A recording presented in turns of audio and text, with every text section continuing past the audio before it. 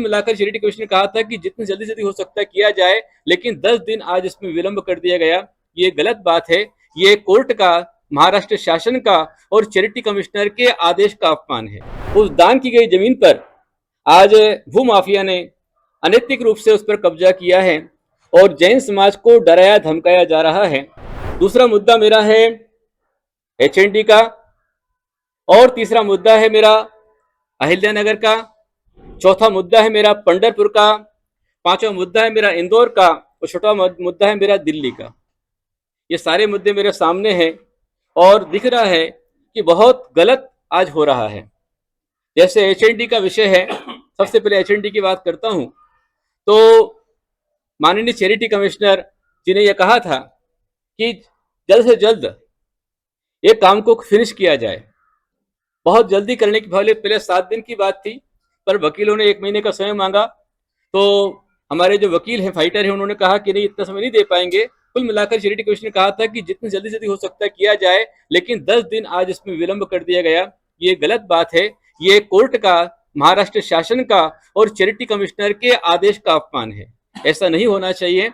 और मैं अभी फिर कहना चाहूंगा, हालांकि ट्रस्टी और बिल्डर दोनों हमारे साथ में अभी खड़े हैं, उन्होंने अपनी ओर से कैंसिलेशन का अपील किया हुआ है सिविल कोर्ट में।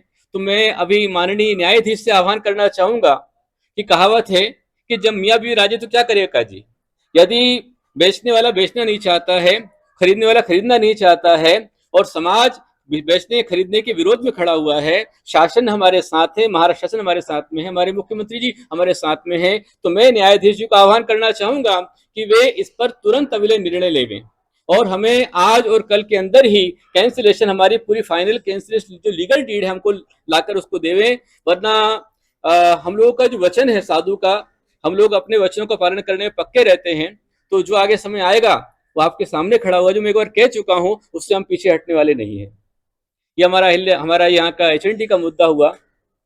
ऐसे ही अहिल्यानगर के अंदर भी, वहां पर भी जो जैन समाज को डोनेशन किया गया, दान किया गया, उस दान की गई जमीन पर आज भू माफिया ने अनैतिक रूप से उस पर कब्जा किया है और जैन समाज को डराया धमकाया जा रहा है। तो ऐसा नहीं होना चाहिए।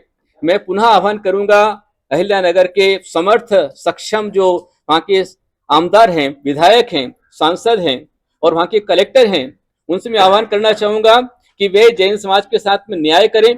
मैं महाराष्ट्र के मुख्यमंत्री सीएम साहब से, फडणवीस से आह्वान करना चाहूंगा, जो कि न्याय प्रिय हैं और बहुत संवेदनशील हैं। आज यदि एचएनडी में सफलता इतना जल्दी मिली है तो हमारे मुख्यमंत्री जी का सीधा सीधा हस्तक्षेप इसके अंदर रहा है और उन्होंने समाज के माहौल को बिगड़ने नहीं दिया। बहुत अच्छा कार्य उन्होंने किया है। अहिल्यानगर के अंदर भी ऐसे ही उनको अपना हस्तक्षेप करके समाज के साथ में अन्याय नहीं हो, इसका ध्यान देना चाहिए। तीसरी बात मैं करूंगा यहाँ पर पंढरपुर की।